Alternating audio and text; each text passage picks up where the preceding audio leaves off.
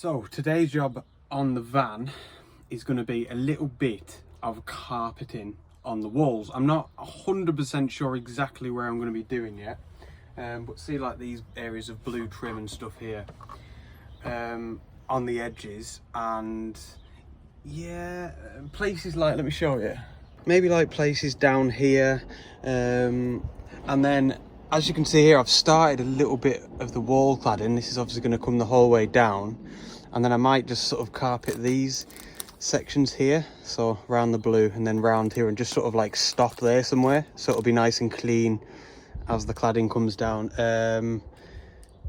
Yeah, probably carpet both of the wheel arches as well. So as you've probably gathered from that, pretty much just make it up as I go along. I'll show you what I'm working with. All right, so I've got this 4-way stretch carpet that was definitely off eBay. As always, I'll put any links in the video description below. This is this sort of nice stone colour, which I just thought is going to go really nice. It's going to be a nice contrast. Sound like I'm doing one of my photography videos. But no, it is going to be a nice contrast between the sort of natural wood and this colour, yeah. Depending on how many square metres you get, from where I bought it on eBay anyway, you get, I can't remember, say if it was like 1 square metre, you get 1 of these tins. If you buy 2 square metres, you get 2, etc, etc. But this is good stuff because it's high heat trim spray. I've spoken about this before. You know, the bare metal of the van, maybe not so much here, but you know, on the outside of the van, it gets really hot in the sunlight in the middle of summer. It's not even that warm today, it's about 11 degrees, but that's very warm to the touch. So if you're going to get some carpet and you don't get the spray with it, I'd definitely say try and get some high temperature adhesive. And that's it. Obviously just Stanley knife, bit of scissors to cut things up, and I'll probably start off by giving everywhere a little bit of a clean, because this needs to have a good contact to stick to.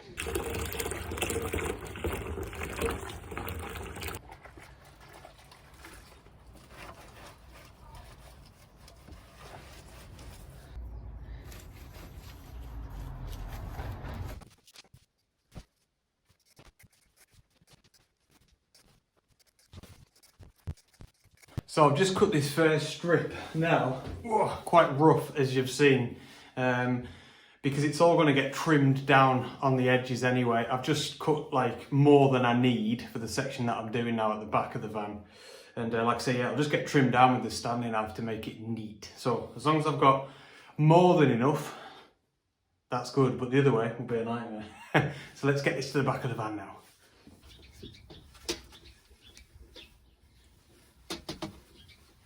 Right, so I'll show you what I've done so far. I'll turn it round. Oh, this has took me just that little bit there, probably about half an hour. What I'm finding, so obviously I'd taken that light out there, but that looks cool. I'm liking the way that looks. But what I'm finding with it, in fact, with every job with the van, is things just take time, and it's just faff central. But you've got to just accept that. Take your time, take it slow to get it right. So I'm going to continue across that way for now, and then put these fittings back in down here, which is, you know, for like the door mechanisms for where the door shuts. And I think that'll look nice and flush.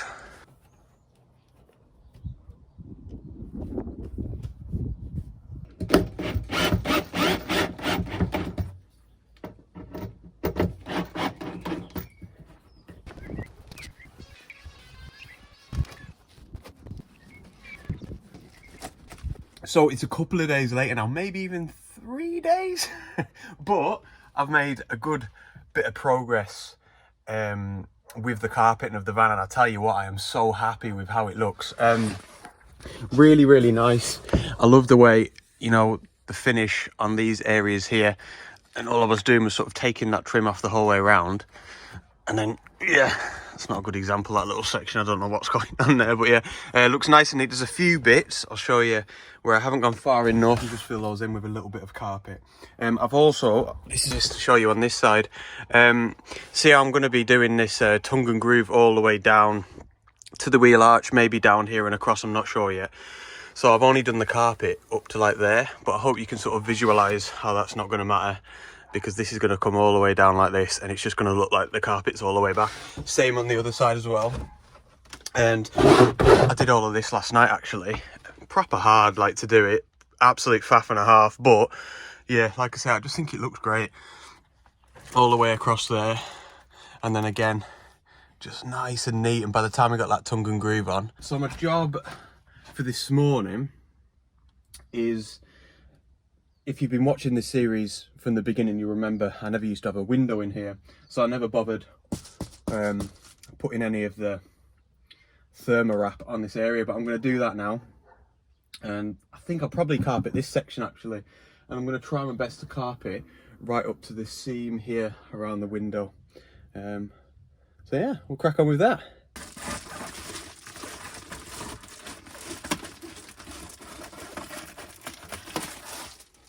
So just quickly, for anyone that's wondering what this little bit of cloth is here, it just allows me to open the door from the inside. Just because there's no handle or anything like that, I've just attached this to a little bit of the mechanism, so we can get out from the inside.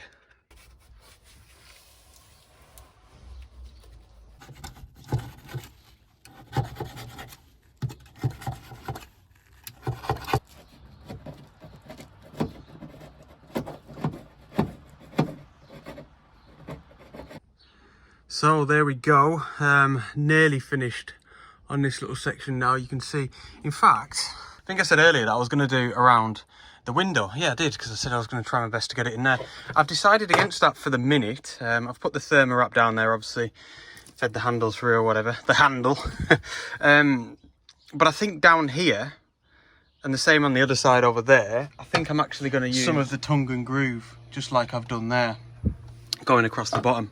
I think that'll look cool, you know, rather than put the carpet there, especially because it's all like that as well. I think something solid going across there will be a much better decision. As for this section here, I don't know, I'm just imagining like a little panel, a bit of tongue and groove coming over there, and then maybe just keeping it blue. I'm not 100% sure yet. We'll have to wait and see. But yeah, like I said, all that's left to do now is just to tidy up these ends a little bit, and then we'll put this back across, and that's probably my favourite part actually. It's when it starts looking really, really neat and tidy.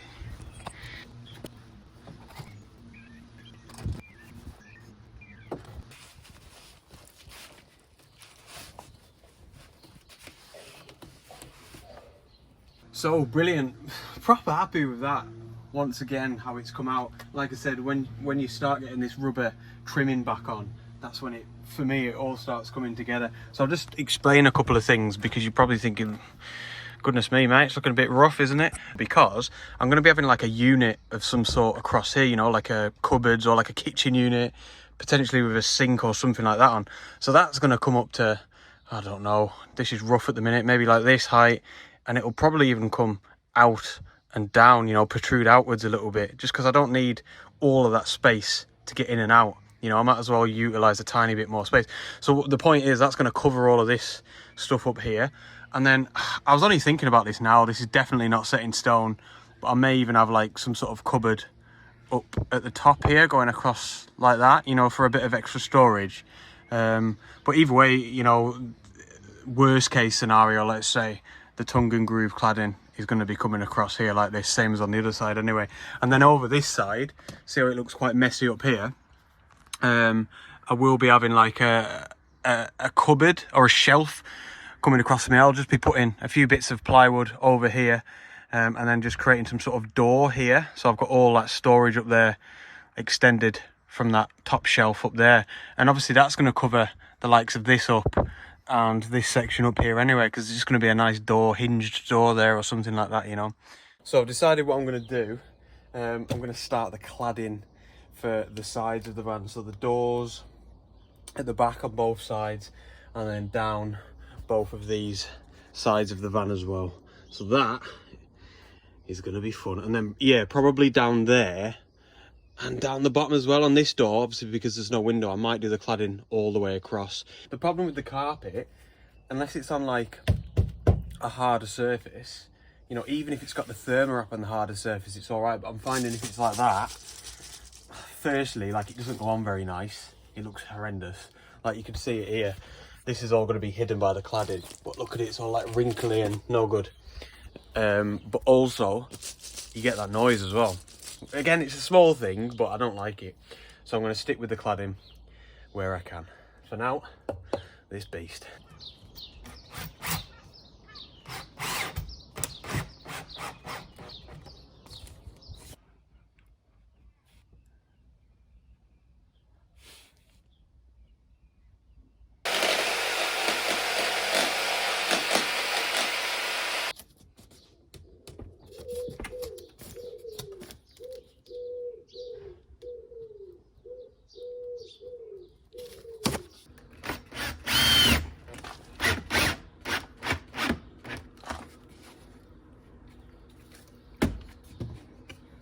Oh, so, as always, the last screw was the hardest, but pretty pleased with that.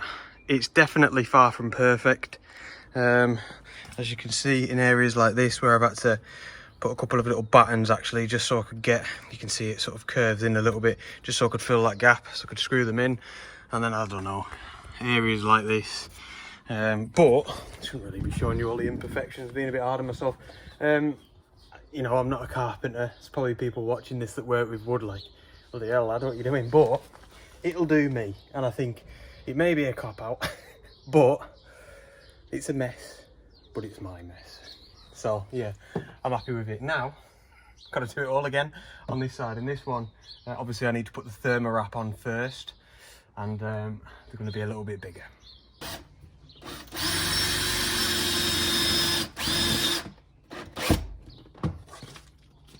So this is how we look from the inside with the doors closed. Absolutely buzzing with that. I think that looks quality. Yeah, it looks better now I've shut the doors, to be honest. I've realised only a second ago there's one mistake that I've made. It shouldn't be too difficult to rectify it, but I think it's on this panel. You can see there's a small little hole here, which is where the mechanism clips together so both the back doors can actually close. But that's also where there's a very small handle to open the door. So at the minute I can't open the doors from the inside of the van.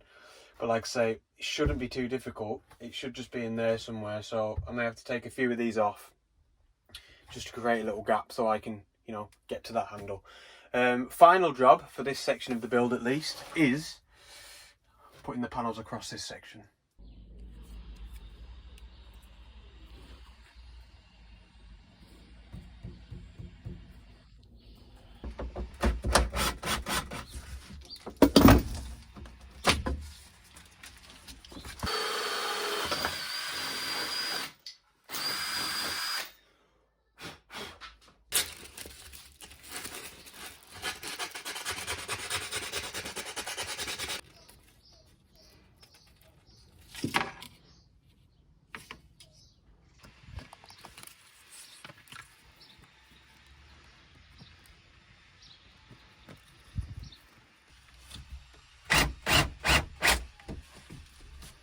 So I've just popped the ignition on to see if this input works. You can see there it's drawing 27 watts. And yeah, that's just this little beast here. You've seen I've been connecting it. This is actually it's connected to the car battery, you know, rather than the jackery. And there's two of these. So overall, I've bought 3 of these 12-volt sockets. I'm going to have 2 of them connected to the car battery and 1 connected to the jackery eventually, so I can use 12-volt cigarette plug with the jackery if I want to. The one at the back, to be honest, probably won't get much use, but the cables were there, so I thought I might as well wire one in. You know, like when you're camping, you want to maybe pump up an airbed or something like that. There's always a use for them, isn't there? And it'll be good to have one at the back of the vehicle. And there's another one here, and this one I think is going to be really useful because this will be used to charge up the jackery whilst I'm driving, which will be great because it'll mean that I can plug this down there rather than in the front of the vehicle, you know, like where I've got my phone charger and the reversing camera and things like that. So that is pretty handy. So I've spent a good few days finishing off the last bits of the cladding and the carpeting for the walls of the van, and I feel like I'm finally finished now, and I wanted to give you one final update. First things first, because this is what you're going to notice anyway, no matter what I show you, is this beast, the television. Get a look at the old Fernsehen, what a beast. So I've been building this. I bought this van in winter, and I've been building it with winter in mind, what with the insulation. The diesel heater came yesterday as well, actually. And the TV's a big part of that. I'm thinking as a landscape photographer, being up in the middle of Scotland, in the middle of winter, the sun's going to be setting at 4:30 in the afternoon. Well, probably earlier than that in some places, 3:30. So that's me potentially back at my van at 4 o'clock. I ain't going to sleep till 10 o'clock at the latest. So this is just a little bit of entertainment. You know, I'm going to potentially be sat in the van for 6 hours, in the rain, in the cold, heater on, get the telly on. It's also a work monitor as well. I probably should have made that the primary reason. You know how it is. But anyway, yeah, finished off the carpeting and the cladding. I decided to carpet down here, and I'm really happy with the way that looks. You'll see probably there's one seam that goes across here, which I'm not mad on, looks a bit rubbish, but I'll probably put like a, I don't know, like a storage unit or something like that. Sorry, like a storage bag. You know, you can get them ones that sort of Velcro on, just to cover that seam up. And then the same over here on this side. I decided to carpet that whole thing, and even though it's still quite soft feeling, I hope you'll agree that's gone on really well. I'm happy with that. And finally, you can see I've started on a little bit of a storage shelf here as well. You know, I've seen a few of these on YouTube, and you know, being in a micro camper van, you've got to use every little bit of space you can. So I've just sort of extended from this, like, what is it called, like a parcel shelf, whatever, at the back. I can get right up there with my hand. You know, I'll batten this on so it's all on properly. I'm halfway through the job.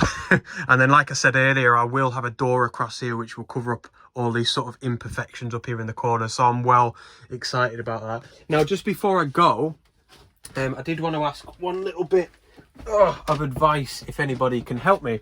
And it's actually on these sections up here. I just want something to fill in this gap. It's purely just for aesthetic reasons. But the problem that I'm having is, you can see this ceiling bit of cladding here is actually curved. So it's the way I've screwed it into the ceiling. So it comes across, and then it kind of meets the wood here. So I'm struggling, because it's like I need to have something flexible, but it also needs to follow that curve. So I'm hoping 1 or 2 of you can help me out with that. Also, preferably, I'd like to be able to put it on without having to screw it in as well, because I've only got so many places there I can screw. So, you know, maybe with some no more nails or something like that.